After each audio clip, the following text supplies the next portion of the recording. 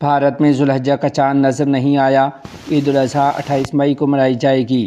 تفصیلات کے مطابق بھارت کی دو بڑی اور معتبر دینی تنظیموں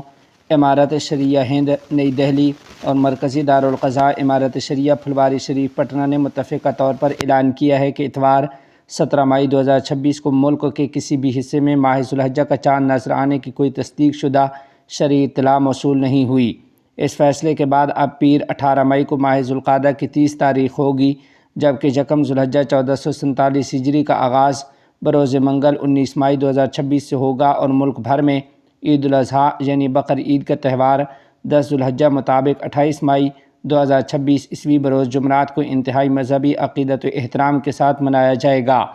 بھارت کے دارالحکومت نئی دہلی میں بہادر شاہ ظفر مارگ پر واقع امارت شریعہ ہند کے مرکزی دفتر میں رؤیت ہلال کمیٹی کا ایک اہم اجلاس نائب امیر شریعہ صوبہ دہلی حضرت مولانا مفتی ذکاوت حسین قاسمی صاحب کی زیر صدارت منعقد ہوا، جس میں چاند کی رؤیت کے حوالے سے ملک بھر سے آنے والی رپورٹس کا جائزہ لیا گیا۔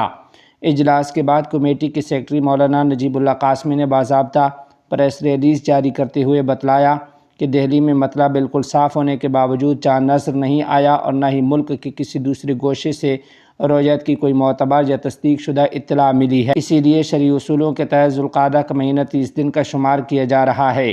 اسی تسلسل میں امارت شریعہ بہار، اڈیشہ جھارکھنڈ و مغربی بنگال کے مرکزی دارالقضاء پھلواری شریف پٹنہ سے قاضی شریعت حضرت مولانا محمد انظار عالم قاسمی صاحب نے بھی چاند نہ دیکھنے کا باقاعدہ اعلان کیا ہے۔